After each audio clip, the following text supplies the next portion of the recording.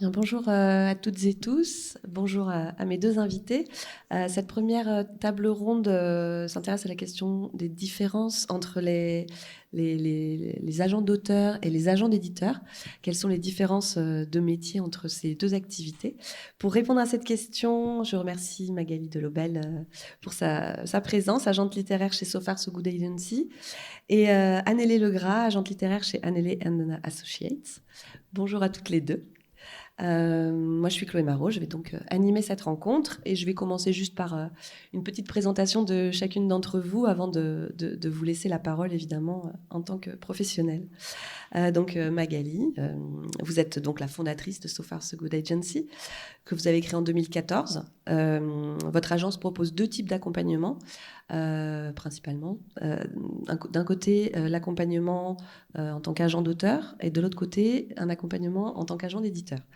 Vous êtes également en mesure de représenter donc, le catalogue de différents éditeurs, ce qui vous permet de répondre à la question de ce matin, en fait, avec deux casquettes.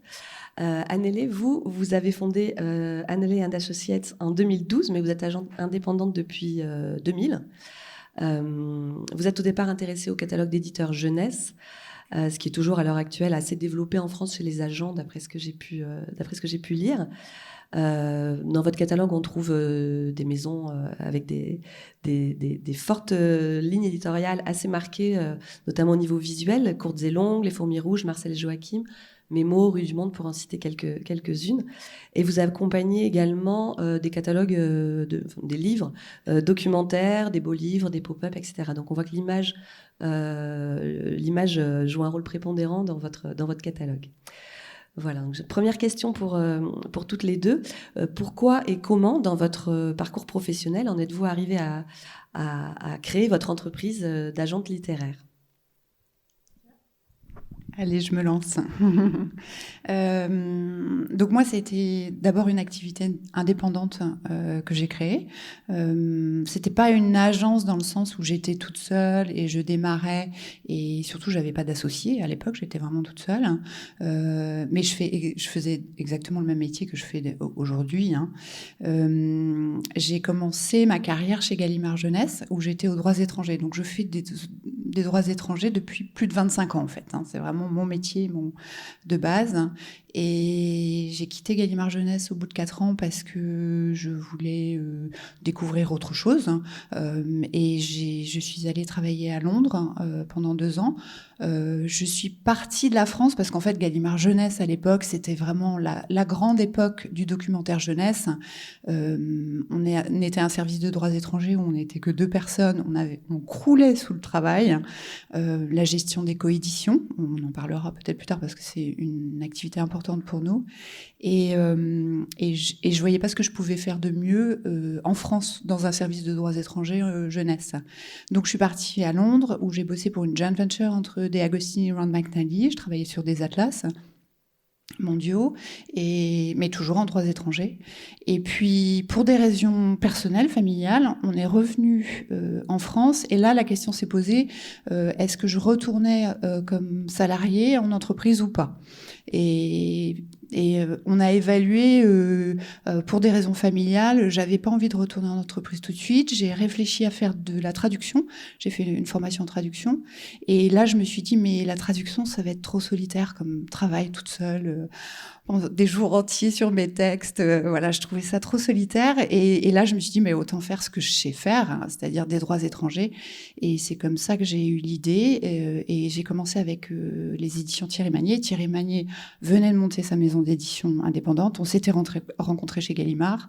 C'était une toute petite équipe chez Thierry Magnier, donc il n'avait pas cette expertise en interne. À l'époque, il n'avait pas les moyens d'embaucher quelqu'un pour s'occuper uniquement des droits étrangers. Et c'est comme ça que je lui ai proposé de le faire en extérieur, en tant qu'indépendante. Et assez vite, j'ai rassemblé d'autres catalogues. Donc il y a eu les éditions Être, il y a eu Sarbacane pendant longtemps. Voilà, ça a commencé comme ça. Et vous, Magali ? Et ben, c'est un peu parallèle finalement.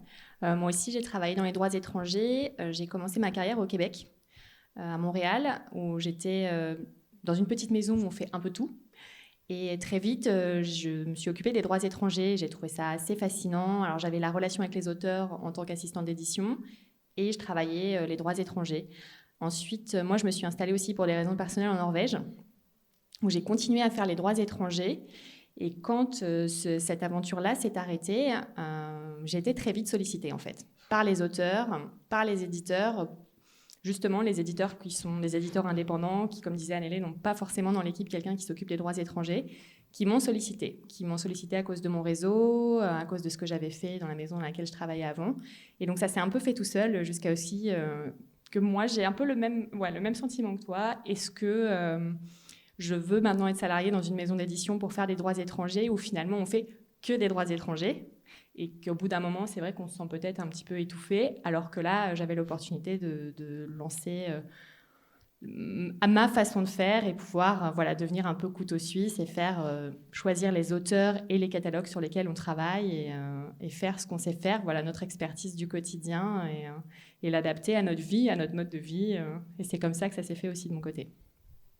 Alors, couteau suisse, ça, c'est vraiment le mot qui m'est venu en tête tout de suite quand on a préparé la rencontre et qu'on a discuté toutes les deux. Et c'est là que vous avez une différence assez importante. Donc, vous, Magali, vous êtes plutôt dans la polyvalence. Vous, Annelé, vous êtes vraiment dans une niche, en fait, où vous vous occupez uniquement de la jeunesse. Alors, je me dis qu'à l'heure actuelle, ça doit être une force parce que il y a peu d'agents, j'ai pu voir, qui sont spécialisés en jeunesse. Est-ce que ça peut être une faiblesse ? Est-ce que du coup, vous envisagez d'ouvrir votre catalogue à autre chose que de la jeunesse ? Est-ce qu'on ne se perd pas quand on suit 10 000 projets c'est peut-être pas encore le cas parce que pour l'instant vous êtes encore seul, mais ça ne va pas durer. Voilà. Quelles sont les différences à ce niveau-là ? Pourquoi faire ce choix d'un côté quelque chose d'une activité très spécifique et de l'autre une activité très polyvalente ? En fait, moi, je dirais que ça s'est fait un peu au cas par cas. C'est-à-dire qu'il y a un auteur, moi, qui va m'arriver avec un projet. Je ne fais pas de jeunesse, mais j'ai des auteurs qui vont me porter un projet jeunesse qui va me parler. Et je vais aussi me servir de mon réseau pour l'apporter aux éditeurs jeunesse. Donc, c'est vraiment plutôt comme ça que ça s'est fait. Puis après, on parlera de l'évolution du métier d'agent. Moi, quand j'ai démarré, je ne faisais pas du tout de droit audiovisuel. Et c'est venu... c'est l'évolution de l'agence, l'évolution de la façon dont les droits, où sont les enjeux actuels qui font que je deviens couteau suisse. Et puis c'est aussi un peu par goût d'aventure. Hein. C'est que j'aime ça. J'aime découvrir des nouveaux marchés, se confronter à des nouvelles personnes, parce que l'édition, ça reste quand même un petit milieu. Et moi, je trouve ça très rafraîchissant de rencontrer les producteurs de cinéma, les scénaristes. C'est super et ça se multiplie. Alors, c'est beaucoup de boulot, oui. Et ça, c'est sûr qu'il y a un moment où, moi, de mon côté, c'est plutôt étoffer l'équipe maintenant qui va me permettre de faire plus.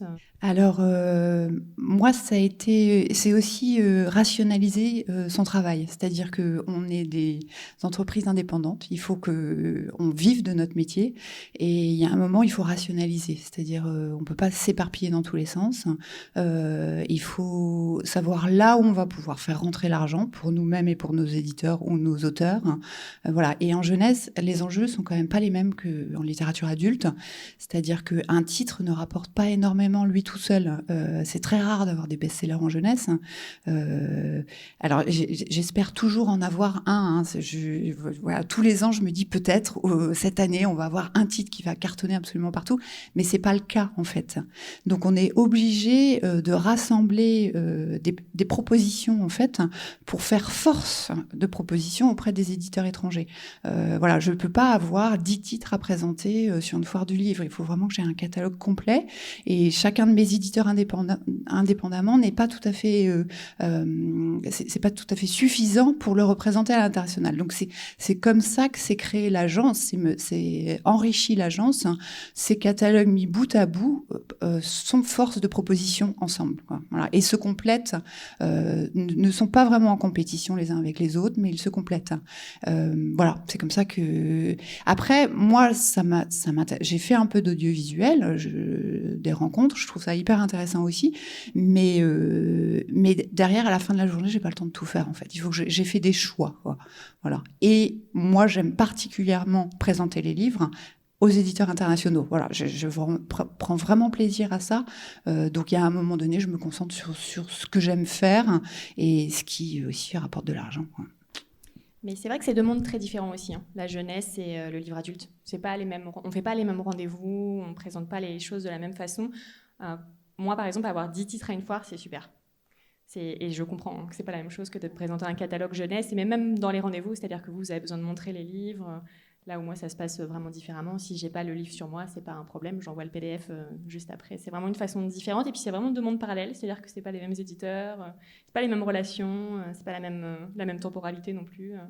C'est même pas les mêmes foires, on en parlera un peu plus tard. On a des foires communes, mais vous avez vraiment Bologne qui est votre foire. Enfin, c'est vraiment deux mondes parallèles. Pour autant, vous avez dit juste avant qu'un même auteur pouvait écrire en littérature générale et en littérature jeunesse. C'est eux les transfuges.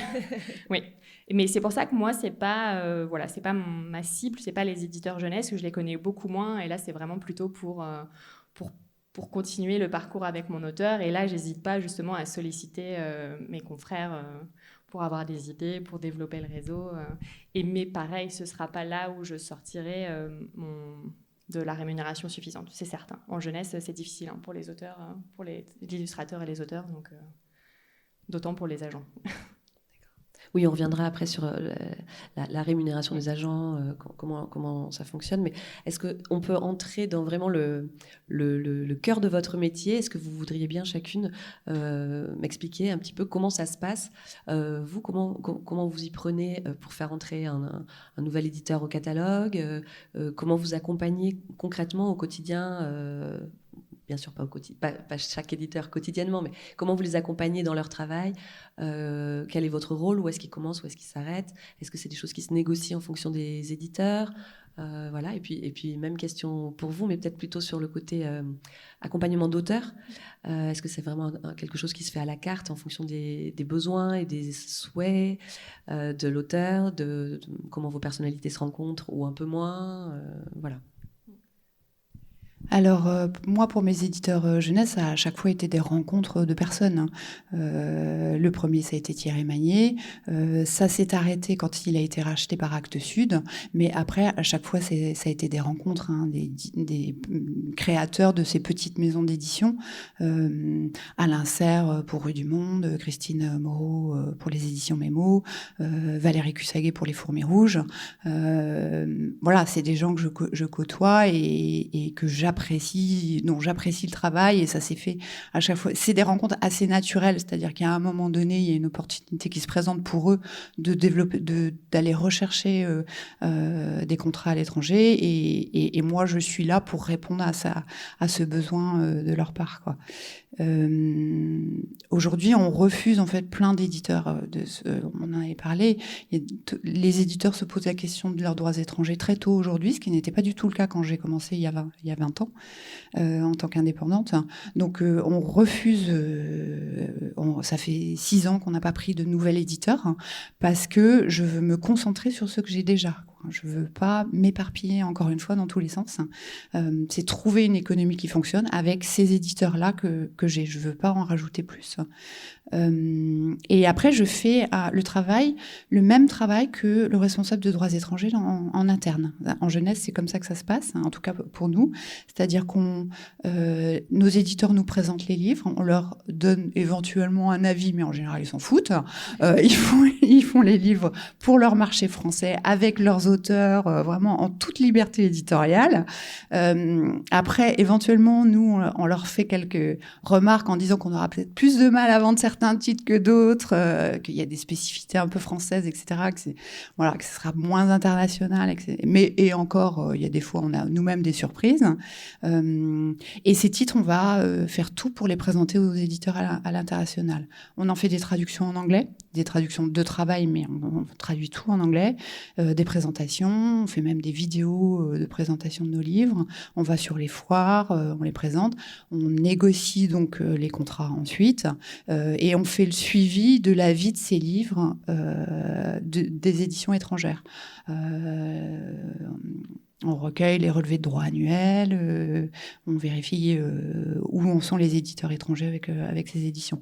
C'est un travail de fourmi parce qu'on a à peu près 850 éditions étrangères qui tournent à l'heure actuelle. Donc, c'est un travail de fourmi, en fait. Oui, c'est énorme. Je pensais pas qu'il y avait autant de rachats de droits possibles. 850, c'est autour de combien de titres? Autour de peut-être 200 titres, 200 D'accord. titres à peu près, 200, 300 titres peut-être. Et quand vous dites, quand vous observez un catalogue d'éditeurs et que vous dites, ce titre-là, il va être compliqué à vendre à l'étranger, c'est une phrase générale, parce que je suppose que l'étranger n'est pas un bloc Oui, uniforme. tout à fait. Et donc, il y a peut-être des pays qui sont plus susceptibles d'acheter tel ou tel type d'ouvrage. Est-ce que vous voyez des blocs comme ça qui se détachent en fonction des cultures, en fonction du lieu géographique? Alors, il y a des spécificités très culturelles et très marquées. Par exemple, au Mexique, ils adorent les livres sur la mort, même en jeunesse. Donc, bizarrement, on va pouvoir vendre des livres jeunesse sur la mort au Mexique, alors que par ailleurs, ils vont tout de suite nous dire « Ah non, c'est pas possible, on ne parle pas de la mort aux enfants ». Voilà, ça c'est un exemple typique. Voilà. Après, d'une manière générale, l'édition jeunesse française est très reconnue à l'international pour la qualité graphique de ses albums et pour la liberté éditoriale que les éditeurs ont dans leur création. Et ça, c'est reconnu d'une manière générale à l'international. Ouais. Quels sont les plus gros acheteurs, les pays qui achètent le plus souvent des droits auprès de vous, par exemple? C'est la Chine. Aujourd'hui, c'est la Chine. Je crois que c'est à peu près le cas pour tous les éditeurs jeunesse français. En nombre de titres, c'est les Chinois, et en chiffre d'affaires, ça sera plutôt les Américains. D'accord. Et alors pour vous, Magali, l'accompagnement d'auteur, quelle est la démarche? Je suis sollicitée la plupart du temps par les auteurs qui vont m'envoyer par email ou par un ami d'amis du voisin, de la tante, un manuscrit.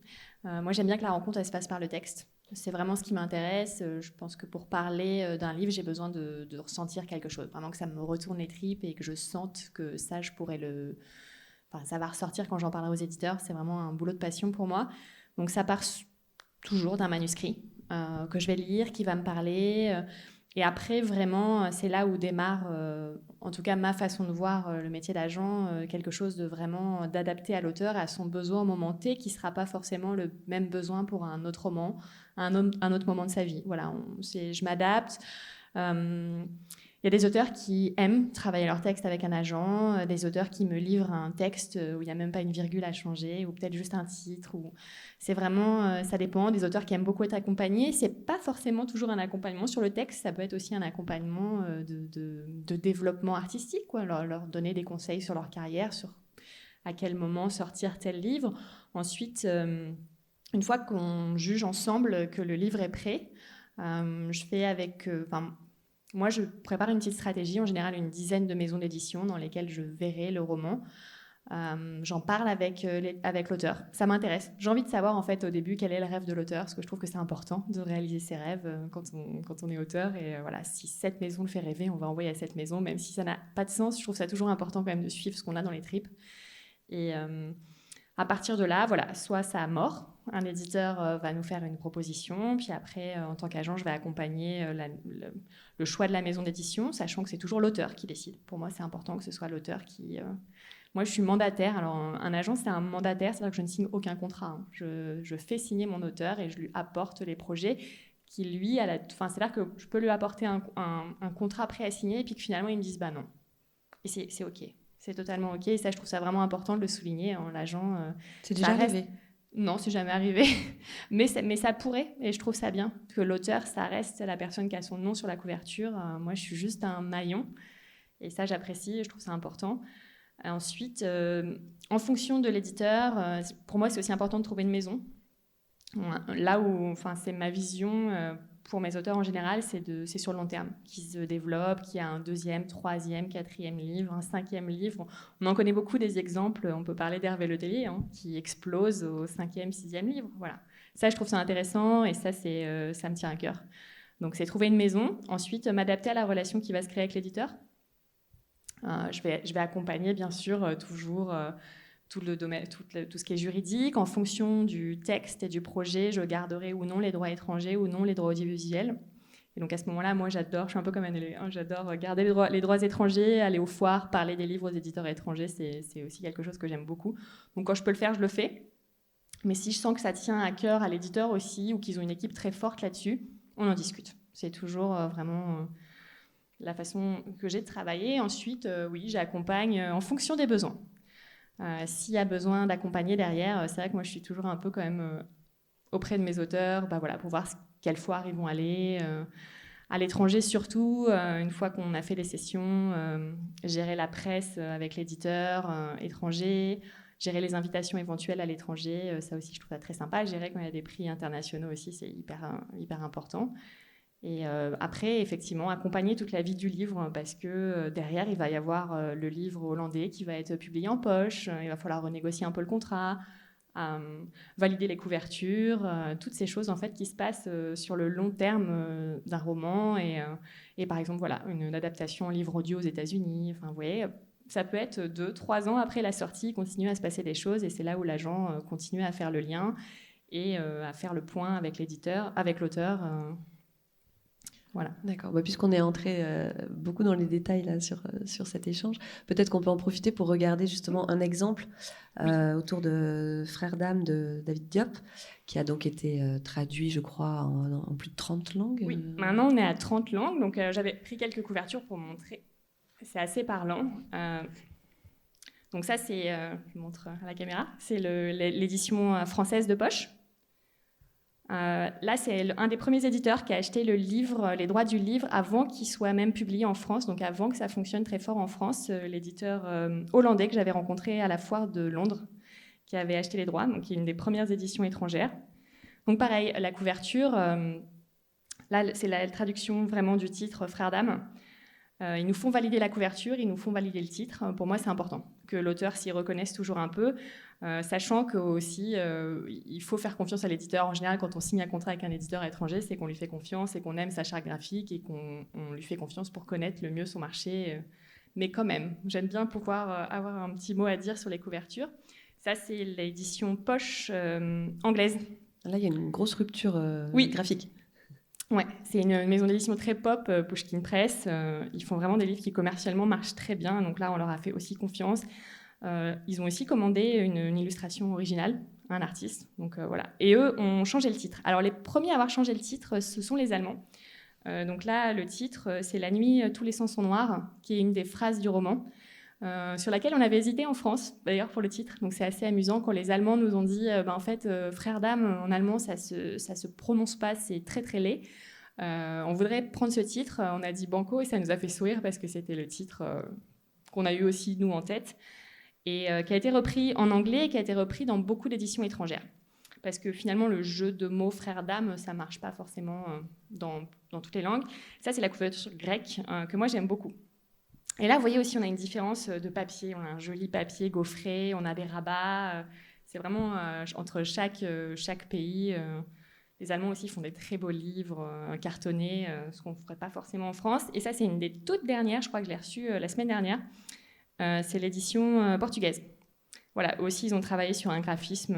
Ils ont fait une commande à un artiste. Donc voilà, c'est vraiment intéressant. Il y a eu très peu pour ce livre-là de reprise de couverture. Ils ont tous fait une couverture. Les Brésiliens aussi ont pris un jeune artiste pour faire une couverture. Et ça, je trouve ça... Voilà, c'est aussi le signe que le livre leur a parlé, qu'ils ont envie de le partager sous le meilleur jour pour leurs lecteurs. Et je trouve ça vraiment satisfaisant. En plus, voilà, moi, j'ai ma petite pile maintenant de 30 frères d'âme étrangers sur mon bureau. Je trouve ça assez sympa, c'est très coloré. Là, on travaille sur le prochain roman et c'est pareil, on commence avec les couvertures. Et ça fait partie des choses sympas à valider, en tout cas. D'accord. Merci beaucoup pour cette petite présentation. Annelé, sur les profils d'éditeurs qui font appel à des agents, alors vous, quand on regarde, on voit une cohérence quand même dans vos choix, aussi bien sur les partis pris graphiques qui sont assez forts dans toutes les maisons que vous accompagnez, que sur la taille de ces maisons et quand même leur reconnaissance, en tout cas en France, la qualité de leur catalogue, etc. Est-ce qu'il y a comme ça un profil d'éditeur qui vient chercher les services, alors les vôtres ou d'autres agents, et d'autres maisons qui ne souhaitent pas du tout être accompagnées? Je suppose que les maisons qui appartiennent à des grands groupes ont les compétences en interne, mais est-ce qu'il y a des maisons de taille petite ou moyenne qui ne souhaitent pas du tout d'agents, qui pour autant n'ont pas un service forcément très étayé en interne. Voilà, c'est quoi le profil des éditeurs qui cherchent des agents aujourd'hui ? Je pense qu'en général, c'est plutôt des petits éditeurs, hein, on est d'accord. Tous les grands groupes ont des services de droits étrangers en interne, et certains plus petites maisons d'édition dépendent de grands groupes, et donc c'est rassemblé au sein de ce service de droits étrangers. Moi, je vois en 20 ans la différence, c'est que tout le monde plus ou moins s'intéresse à ces droits étrangers. C'est-à-dire qu'un éditeur qui se crée aujourd'hui, s'il est un peu bien informé, et ils le sont en général, il se pose la question de leurs droits étrangers d'emblée. Hein. Et quand je vois les demandes qu'on a très régulières aujourd'hui, de petits éditeurs qui se créent, avant même de publier leur premier livre, ils nous contactent pour savoir si éventuellement on pourrait s'occuper de leurs droits. Et cette année, sur l'année dernière, là, il y a des agences des petites agences qui se sont montées en jeunesse récemment, parce que je trouve ça très courageux, hein, parce que là, il y en a qui se sont créés en plein Covid, sans pouvoir aller sur les foires du tout internationales. Hein. On a un petit groupe totalement informel là, d'agents jeunesse. Ouais, il y a une vraie dynamique là, je pense effectivement au niveau des agents indépendants ou des agences littéraires. Ouais. Et alors, ces jeunes maisons d'édition qui se lancent et qui vous contactent, quelles sont les questions qui reviennent le plus souvent ? Est-ce qu'elles ont une crainte, par exemple, quant à la rémunération ? Parce que c'est des économies assez fragiles quand même, les petites maisons d'édition. Qu'est-ce qu'elles envisagent ? Est-ce qu'elles savent que c'est une rémunération au pourcentage ? Je crois que les usages, c'est assez connu, les usages de la profession et des agents. Les rémunérations sont connues. Globalement, je pense que tout le monde s'aligne à peu près sur les mêmes rémunérations. Donc, si on se renseigne un peu, on sait déjà, en fait, quand on va chercher un agent, on sait déjà à peu près quel pourcentage celui-ci va demander. Après, il peut y avoir différentes façons de travailler. On peut aussi imaginer un fixe et un pourcentage. Moi, c'est vrai qu'il y a quelques maisons d'édition, quand j'ai commencé avec elles, c'est ce qu'on a demandé. C'est-à-dire qu'on a demandé un fixe au départ, parce que la rémunération de l'agent, elle n'arrive pas tout de suite. Hein. Il faut 2 ans pour lancer une activité, lancer des titres à l'international. Entre le moment où on les présente la première fois et le moment où on va encaisser les sous, il se passe beaucoup de temps. Donc, et ce temps, c'est quand même du travail, quoi. Donc on peut très bien imaginer qu'un agent indépendant demande à être rémunéré au forfait avec un fixe pendant un certain temps et bascule sur un pourcentage ou une combinaison des deux, quoi. Aujourd'hui, moi, je le fais plus parce que j'ai un fonds qui tourne et qui me rémunère. Mais quand on débute, c'est compliqué. Hein. Donc là, vous n'êtes plus rémunéré qu'au pourcentage, si je comprends bien. Et ce pourcentage, vous le négociez avec chacun de vos éditeurs. Et il est calculé sur, en fait, les bénéfices que vous lui faites faire avec l'étranger. Oui, il est calculé sur ce qu'il encaisse au titre des droits étrangers et éventuellement de la coédition, hein, parce que nous, on fait de la fabrication, on fait des tirages de toutes les éditions étrangères ensemble. Donc, on a un gros travail de fabrication qu'on fait en collaboration avec les éditeurs. Et donc, l'éditeur nous rémunère sur ce qu'il encaisse au titre des droits étrangers. Ouais, tout à fait. Et donc, alors pour vous, Magali, le profil des auteurs qui font appel à un agent maintenant, parce que finalement, c'est quand même assez récent, des auteurs qui demandent à se faire accompagner par des agents, ça a quoi, une petite dizaine d'années en France ? J'ai une petite anecdote qui m'a fait... En fait, j'avais repéré une auteure... Coucou Élise, si jamais tu regardes. J'aimais ce qu'elle écrivait, ses articles, j'aimais ce qu'elle dégageait sur Twitter. J'avais déjà lu un roman d'elle et je lui avais écrit, je pense il y a peut-être 4 ans, lui disant voilà, je me présente, je suis agent littéraire, est-ce que vous avez l'intention d'écrire quelque chose ? Et si c'est le cas, ça me ferait plaisir qu'on en parle. Et elle me répond bah merci, mais je suis pas Houellebecq. Et ça m'avait fait sourire parce qu'il y avait un peu cette idée de pour avoir un agent littéraire, il faut être Houellebecq. Et elle m'a rappelé 2 ans plus tard, en me disant j'ai repensé à notre conversation, est-ce que c'est si absurde que ça ou non ? Je pense que maintenant, les profils sont extrêmement divers. Je suis contactée par des jeunes auteurs, je suis contactée par des auteurs déjà publiés, des hommes, des femmes, des gens qui sont du milieu de l'édition, des gens qui n'en sont pas du tout. Enfin, vraiment, je pense qu'il n'y a pas un profil particulier, si ce n'est justement peut-être ces gens qui ne sont pas du milieu de l'édition, qui ne connaissent pas, parce qu'on est quand même un milieu un peu intimidant. Savoir à quelle porte frapper, à qui s'adresser. Et puis aussi, il faut, en tant qu'auteur, quand on envoie son manuscrit et qu'on reçoit les lettres de refus, il faut gérer ça. C'est pas agréable, c'est difficile. On met beaucoup de soi dans un manuscrit, recevoir des retours refus, alors que finalement, c'est juste parce qu'on n'a pas su bien aiguiller. Je pense qu'aujourd'hui, les auteurs, justement, sont bien informés et font de plus en plus appel à des agents pour gérer un peu ça avec eux. Et vraiment, j'ai du mal à vous dire un profil particulier. Je trouve que c'est vraiment très... c'est plein de moments. Et puis, je pense que c'est vraiment une question de moment. Voilà, un auteur, pour moi, peut avoir besoin à un moment de sa carrière d'un agent, puis plus. Parfois pour un projet, parfois pas pour tous ses projets. Et puis après, il y a aussi ces auteurs qui sont pour moi des génies, qui écrivent tellement bien. Alors là, j'en pense à un autre, je ne vais pas lui faire coucou, mais qui ne parle pas très bien de ses textes. Je le trouve fantastique. Je lis un paragraphe de lui, je suis dans un univers. Mais alors, quand il parle de ses textes, mon Dieu, il me perd. Et ça, par exemple, quand la première fois que je l'ai lu, je me suis dit, ça, c'est quelqu'un qui c'est bien pour lui d'avoir un agent. Et puis, c'est pas facile. Je sais que c'est pas facile pour personne de se mettre de l'avant. Voilà, j'ai écrit un truc super. Bon, quand quelqu'un vous arrive comme ça, vous vous dites c'est un pauvre. Alors que si moi je dis il a écrit un truc super, voilà, ça met une distance et c'est plus facile de. Mais voilà, je pense qu'il y a vraiment plein de profils différents et c'est difficile de dire ça c'est un auteur à agent. Mais en revanche, je suis convaincue que certains auteurs n'ont pas besoin d'agent. C'est vraiment. Ceux qui savent se vendre, donc, et ceux qui n'ont pas de phobie administrative aussi. Exact. Vraiment. Puis des gens qui, qui aiment suivre. Alors, je ne sais pas ceux qui ont vu des relevés de droit, c'est pas quelque chose de facile à lire. Quand on en reçoit de Chine ou de je ne sais où, d'Inde ou je ne sais quoi. Encore en Inde, c'est en anglais, mais des fois, de certains pays, c'est impossible à lire. Moi, j'ai reçu un relevé américain, là. On dirait qu'ils font exprès, ils choisissent la police la moins lisible, puis après ils mettent des chiffres de tous les côtés. Enfin, c'est pas facile à décrypter. Et effectivement, pour certains auteurs, ça peut paraître monstrueux. Et puis avoir un agent qui renvoie un petit papier tout simple, ça soulage. Et alors tout à l'heure, vous avez employé le terme de maillon. Alors forcément, quand on pense au livre, on pense à la chaîne du livre qui est déjà... dans laquelle les acteurs, les différents acteurs sont déjà extrêmement imbriqués les uns aux autres. Et vous, alors, en tant qu'agent, en tant qu'intermédiaire, vous avez réussi à faire entrer un maillon de plus dans la chaîne. Alors, c'était pas gagné il y a une quinzaine d'années encore, 15-20 ans, où en tout cas, c'est ce qu'on peut lire et ce qu'on peut entendre. Les éditeurs étaient assez réfractaires à l'idée de ne plus avoir ce lien exclusif avec leurs auteurs. Et comment se fait-il que petit à petit, comme ça, les agents ont réussi à creuser leur trou, en fait, et à se faire une place pour maintenant arriver à travailler vraiment en confiance à trois et à créer un lien entre éditeur, auteur et agent? Pour moi, c'est l'expérience.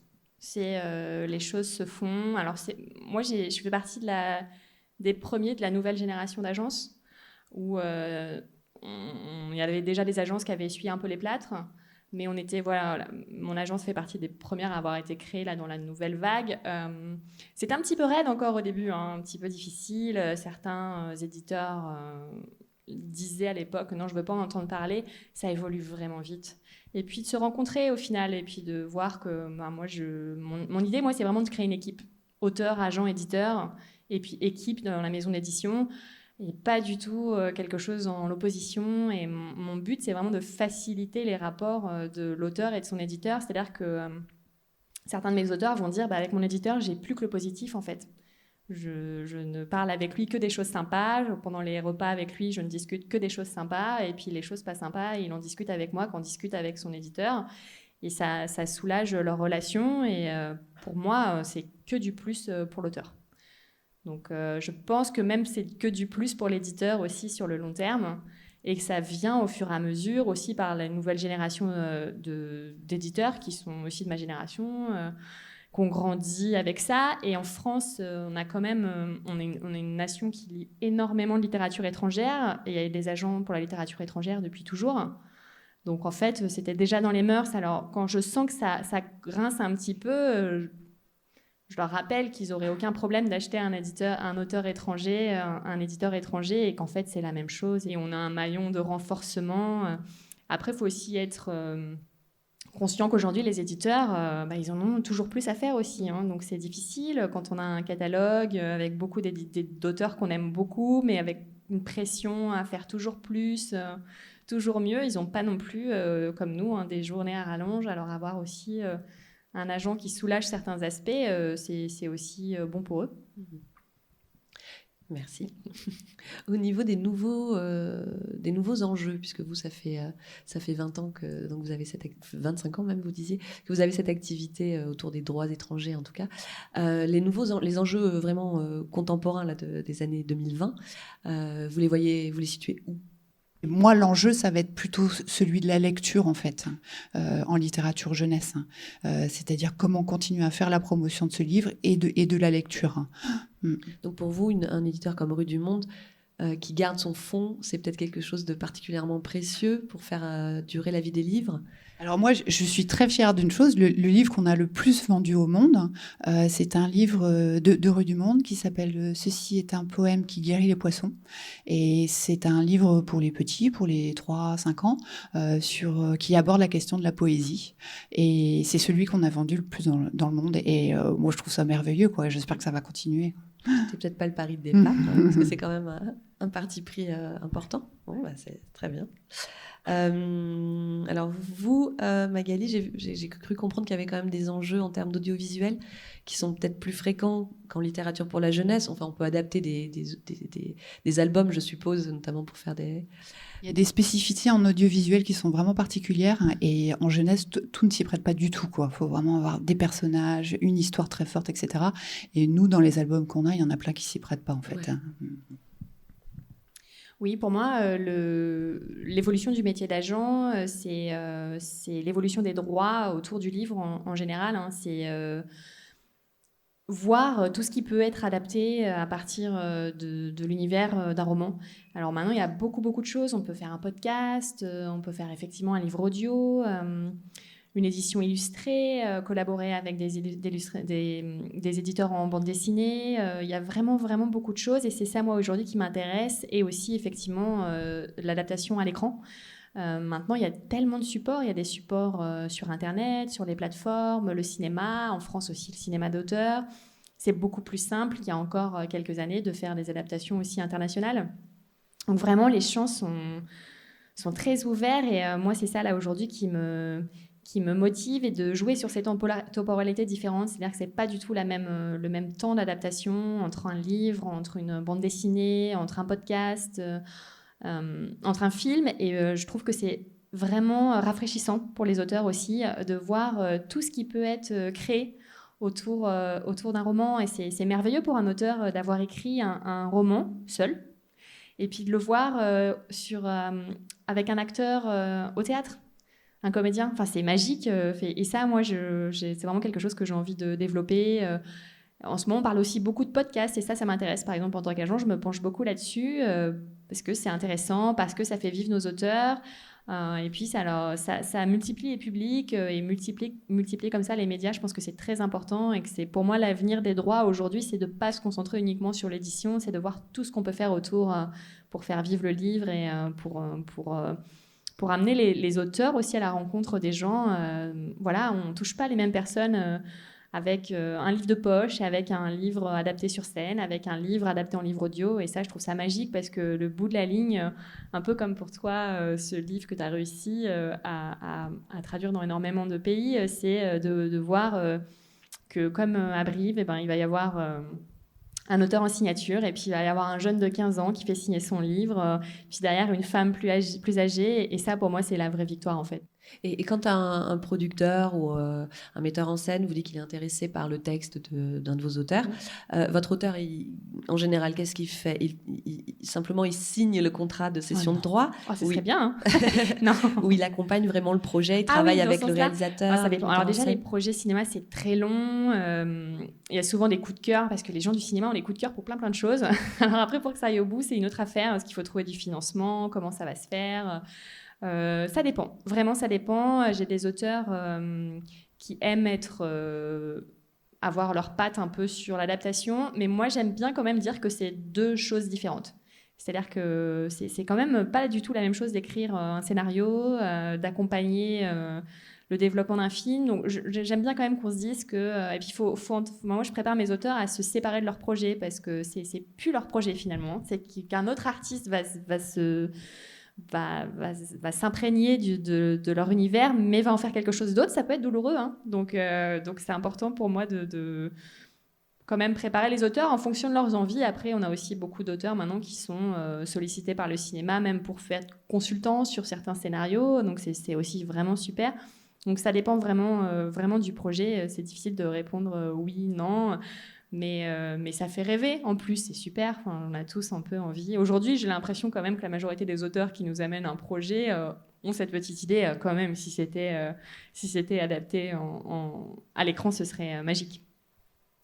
Alors moi, je vais vous poser une dernière question, puis après je vais peut-être passer le micro aux personnes qui sont dans la salle.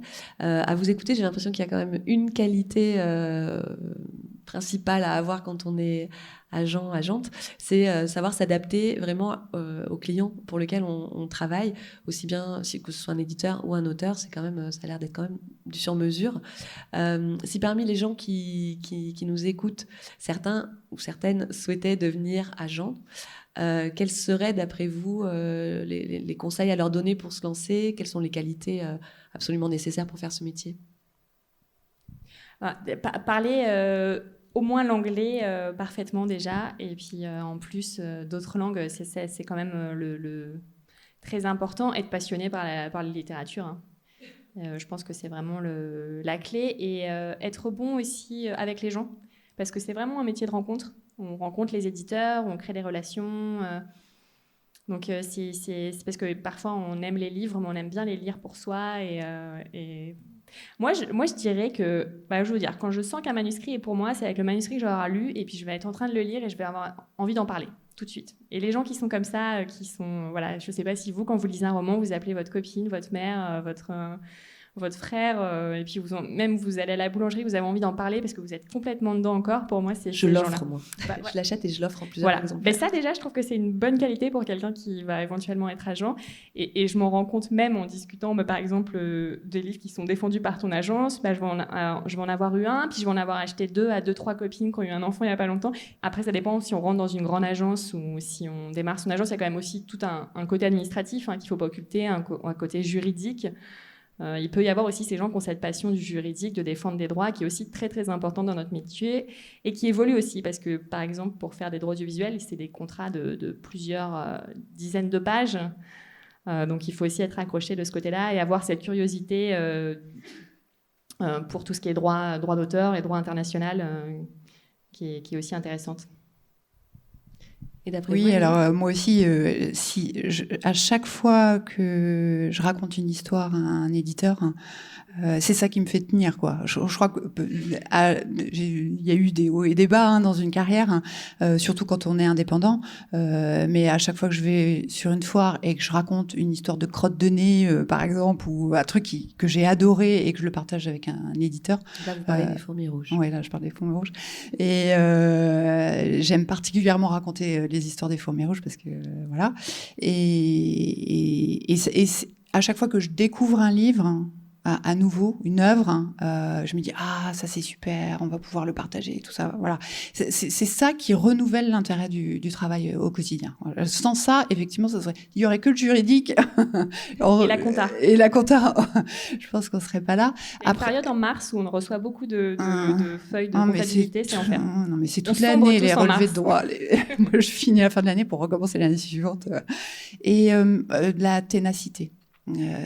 Si on veut perdurer, il faut vraiment être tenace, quoi, parce que ça vient pas tout de suite et que, enfin, malgré parfois ça vient facilement, mais quand même sur la durée, il faut être vraiment tenace. C'est pas un milieu très juste, c'est pas toujours les bons livres ou les meilleurs auteurs qui fonctionnent. On a des livres super dans lesquels on s'est vraiment investi énormément, qui vont rien donner.